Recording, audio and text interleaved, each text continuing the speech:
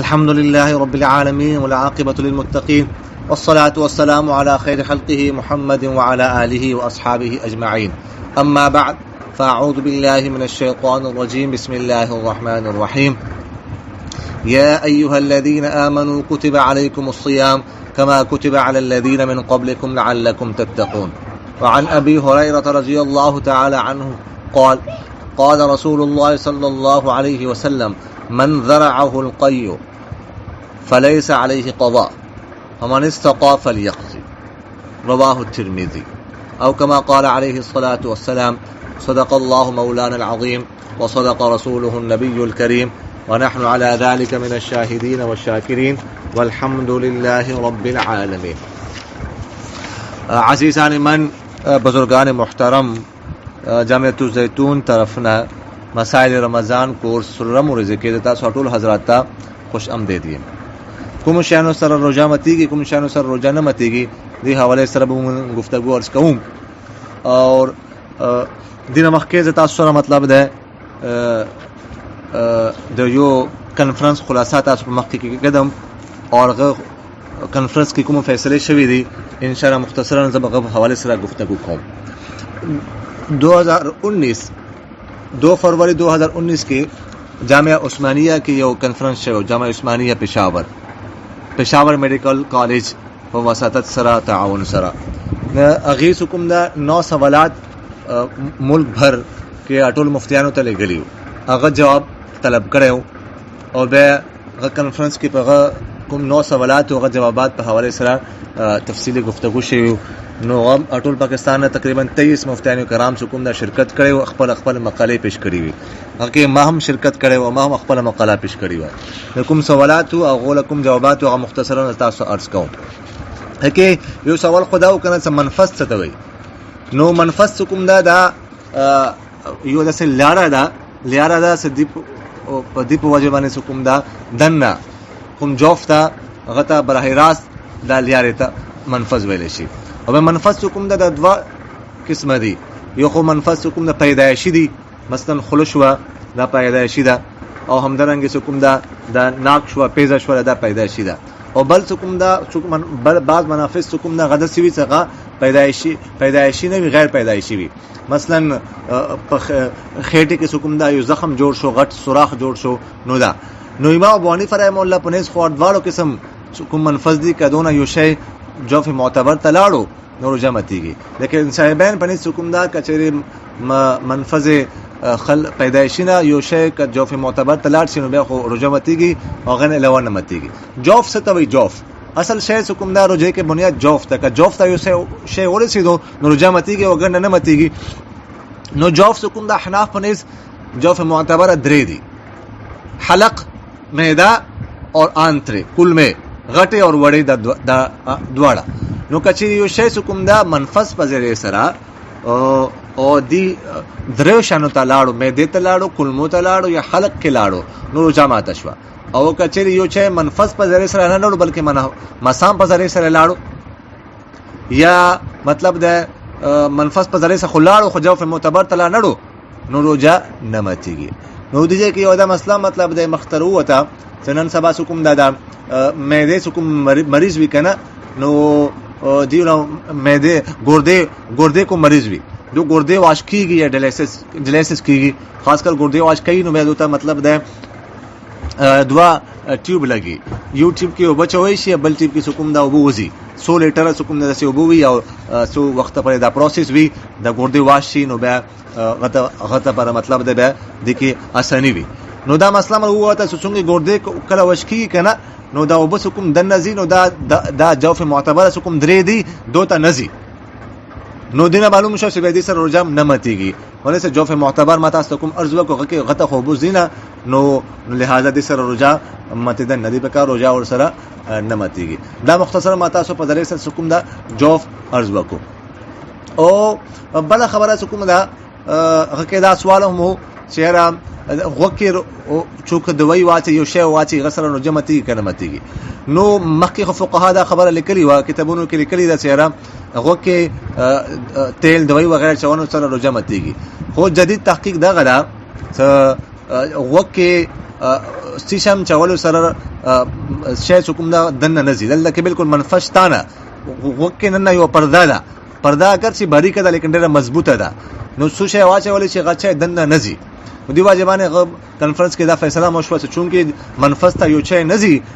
کان وکنه نو دی واجبانه د سلام روزه نه متيږي اور همدارنګ دارالعلوم کراچی هم دا فتوا ورکړی د 1422 کې چې وکه دوی چاونه سره روزه نه متيږي همدارنګ مجمع الفقه الاسلامي سعودي عرب جدم دا قرار دا فیصله کړی چې وکه د جسره فتوا او وکه دوی سره روزه په حالت کې روزه نه متيږي همدارنګ جامع امدادین هم دا فتوا ده همدارنګ نورم دارالفتانه دا فتوا ده چې وکه کې دوی وغیرہ چاونو سره تیل وغیرہ چاونو سره روزه نه متيږي البته که چاول حقوق پرداش لیدلی وي نو به غیر امکان شته چې دنه شی لاړ شي نو به غول روزه به متيږي هم حالت کې نه متيږي همدلته یو خبره دام تاسو والے فقها دام لیکلي چې کچری یو شی دماغ ته ورسیږي دماغ ته نو غسرم روزه متيږي نو فقها څوک دا خبره لیکلي ده کنه ته دماغ ته یو شی ورسیږي روزه متيږي د دی واجبانه لیکلي ده قدیم طب تحقیق دا چې دماغ نه جوف معتبر ته براه راست لار ده منفذ ده لیکن او جدید تحقیق نه دا سب خبره ثابت شوی ده چې دماغ نه جوف معتبر ته هیڅ قسم دا لار منفذ نشته نو دی واجبانه اوس جدید فتوا جدید علما جدید تحقیق دا غدا چې څنګه لار نشته لہذا اوس نوې فتوا دا غدا علما دا وی چې کچې یو څه دماغ ته ورسیږي نو غسرم روزه نه متيږي ولې اصل شیخ حکم دا جوف ته رسیدن دي او دماغ په باندې جوف نه ده او جوف معتبر ته دینه لارم نشته احناف نس باندې دماغ حکم دا جوف معتبر نه ده او نه جوف معتبر ته لار شته نو دی واجبانه که یو شی دماغ ته ورسیږي نو غسرم مطلب دا روزه نه متيږي همدارنګه یو دا سوال پک کې راغلی او چې سترګې کې روزه دوی چاونو سره روزه متيږي که نه متيږي نو الګه چونګه ډاکټرانو ناستو او علما مفتیانو مو ټول پاکستان نه نو ډاکټرانو مطلب د رائے دا کنه چهره سترګې کې سوا چولې شي نو غا حلق تزي جو په معتبر تزي او منفشتا لیکن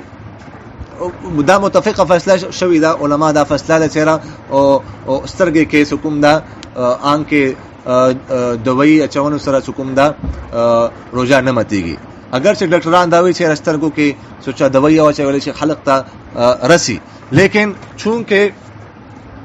اول خبره خدا سره دا مسله حکومت دا منسوسه ده ولې سرکاري دو عالم صلی الله علیه وسلم نا صحابه نا او تابعین نا روزه په حالت کې سرما لګاون دا ثابت دي مثلا یو حدیث کې راځي چې یو کس حکم دا انس بن مالک رضی الله تعالی عنہ هي چې یو کس حضور صلی الله علیه وسلم په خدمت کې حاضر شو ته اشتکت عینی ما سرګي کې تکلیف تا افاقتحل وانا صائم از سرما والو کو مانن کې زو روزه دارم سرکار قال نعم سرکار دو عالم صلی الله علیه وسلم متوفر مل صاحب بالکل ته لګولای شي همدارنګه مطلب دا نور روایتم اشتادي مثلا یو روایت سرکار دو عالم صلی الله علیه وسلم دا ثابت ده كان يكتحل النبي صلى الله عليه وسلم بالاثم وهو صائم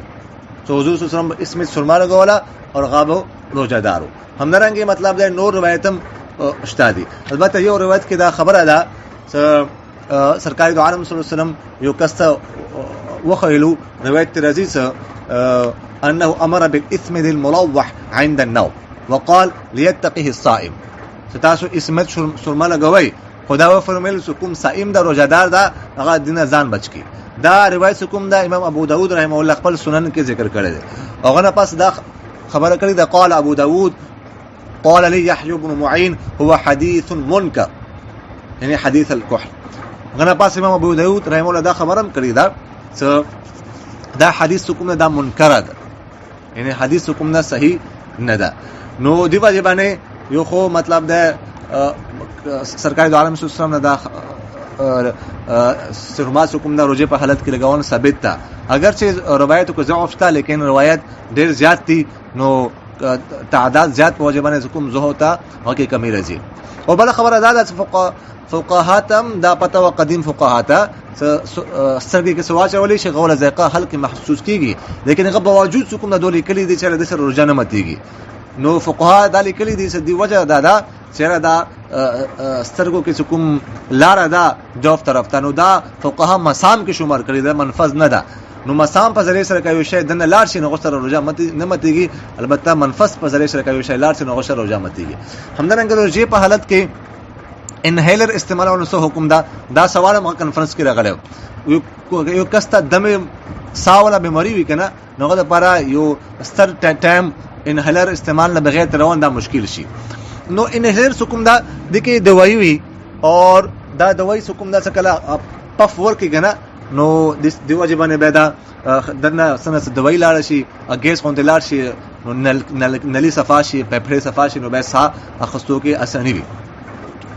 نو مونږ دا تجربه دلته کې کړې و ما په خپل باندې چې مونږ کله انهیلر حکم دغه پف ورکو نو کا براه راست پف ورکې ورته کنه نو به خو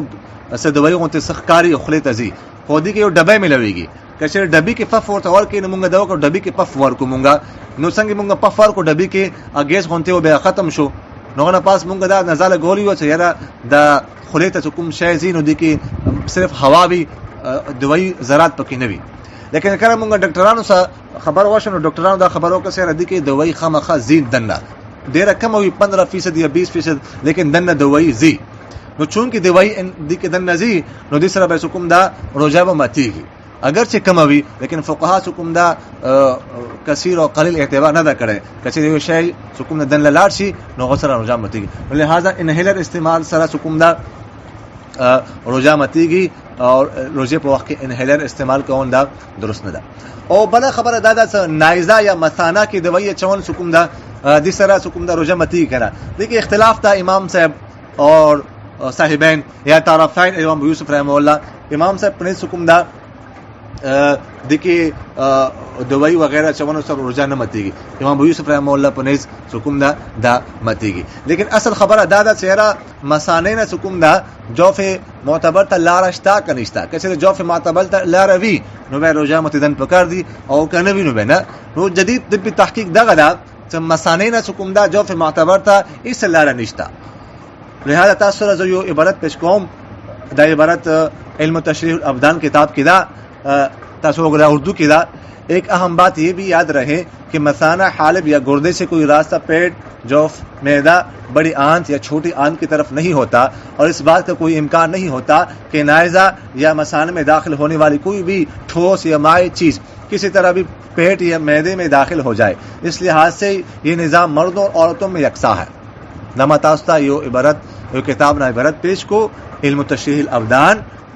صفحہ کتاب نوم دے علم تشریح الابدان صفحہ نمبر 145 اور مصنف دے آتر دے ڈاکٹر نجیب الحق پشاوری. نو دینا معلوم شوا سیرا مطلب دے جوف